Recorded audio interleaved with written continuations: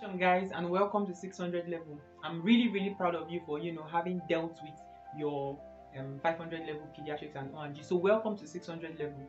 um Here we're going to be discussing a general orientation guide for your special posting, and particularly we'll be focused on anesthesia and radiology. Now, 600 level is going to start, you know, in a flash for you if you are starting with your special postings. The reason why is because the special postings only have 2 weeks to be able to communicate all their knowledge on the at the undergraduate level to you, and it's going to be quite a roller coaster because you just have 10 working days in the 2 weeks of each of your special postings. So they are going to be aggressive while they are teaching you. I want you to be very aware of that. And now, besides that, I want you to also be aware that special posting is going to take a 12 weeks, it's a 12-week long program, and you're going to be doing it concurrently with your M2. Now, this is going to be the first time you are doing a 12-week posting in a long time. The previous time you did a 12-week posting was in 300 level. The exam is going to be on the 12th week, and there is no revision period, and I'm assure you that the volume of the work is actually considerable. So you don't want to coast this posting. That is what I'm trying to say to you. Beside you not even wanting to coast the posting, 75% attendance will be required for each of the special postings for you to even take the exam, and students are falling victim of not meeting up the attendance apps and have missed the exam before. So I want you to be aware of that when you are stepping into 600 level. I know you're just coming from an MB and then you are just still lethargic, you're just starting off here. But if you are starting here, if you're not coming from another post and you're starting with special posting, please don't rest on your oars. Stand and then deliver, because the future is already here. I'm waiting for you already. Now, taking all that away, let's just cone down on anesthesia and start there. Now, in anesthesia, for your 10 days of the posting, you are going to the OR all for all 10 days. So you are going to be having your clinical activities exclusively in the theater, in the operating theater, and sometimes you might move to the ICU room, because that is where anesthetists, I hope that is right, where they operate. Now, during this period of your posting, there are some fine skills that students are allowed to perform during the anesthesia rotation. If you avail yourself by being punctual, because some surgeons will want to come early and do knife on skin at 8 or 8:30 a.m.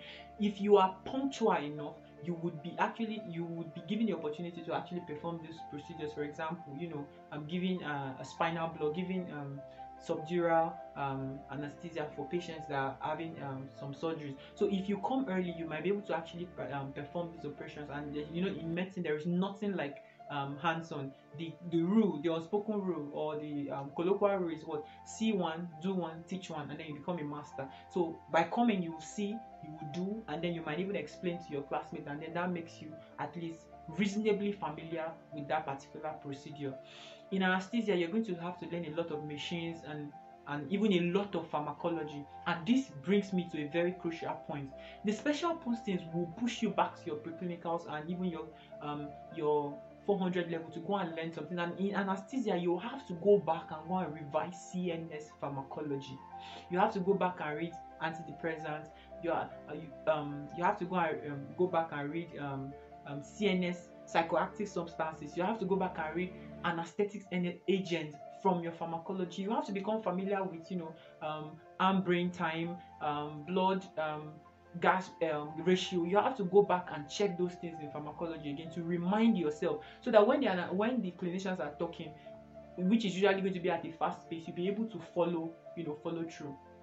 Coming to the theater would also give you a lot of background info on how patients are prepared, the work of the anesthetists, learning about the machines, the intubation and all those kind of things. And you can only learn those if you are actually present in the posting, and you don't have a choice than to be present. But just being present and standing at the back will not cut it. You have to come and be in the action by the head side of the patient, where things are going. Now, anesthesia exam is going to feature both an MCQ part and an essay part.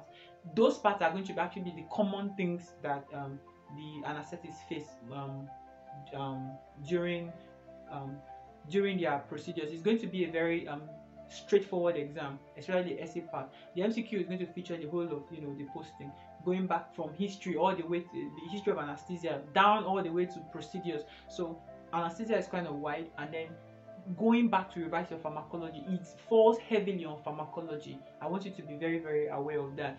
Good source of stuff for pharmacology, for anesthesia, will be just to rely on the on going to the theater, and then the notes and the materials that are going to be given to you by your lecturers. You can rely on that because the subspecialty text for anesthesia is kind of large. The handbook is larger than the handbook of medicine, so it tells you that you cannot you can, but within that 10 days of your posting, you might not be able to reliably or satisfactorily go through the text. So I hope this gives you a general idea and a general layout of this part of your special posting. Don't forget, you're going to be doing it alongside M2. Just a brief word about M2. I've already given an orientation guide for medicine M1, M2, and M3 already. But since we're doing special posting on M2, let me just emphasize this. Medicine is a 4 weeks program. For those of you that are starting with special posting, medicine is going to be your last posting. That means instead of doing medicine M2 for 4 weeks, you're going to be writing the exam on the 3rd week. So that week is actually gone.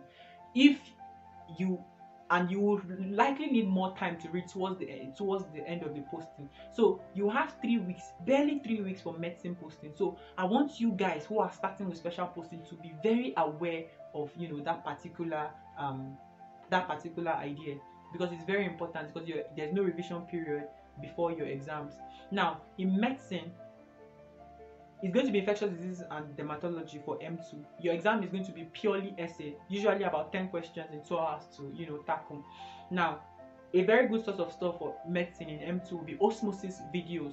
Those video lessons are concise, fast, and contain enough stuff for you to be able to tackle the exam. If you also, at this point in 600 level, I want to introduce you, if you have not been using Oxford Handbook of Clinical Medicine, it's going to be a very reliable source for M2, M3, and even your MP, because of course by now at this point you start realizing that there's a large volume of information for you to know in medicine. And going to the big text such as Harrison, Kumar and Clark, and Davidson, you cannot revise those kind of text for your MB. So a good source of quality and brief stuff is going to be Oxford Handbook of Clinical Medicine. And if you start getting familiar with it now in M2, you can also use it for M3, and you're going to use it to revise for your medicine mock, and then to finish your finals, your part 3 finals. And not just that, you can even continue using it subsequently, because it's such a reliable book to use. There are past questions for M2 that you can actually practice to be able to predict how the exam is going to go like. But by and large, this is just a general overview of how your special postings will go.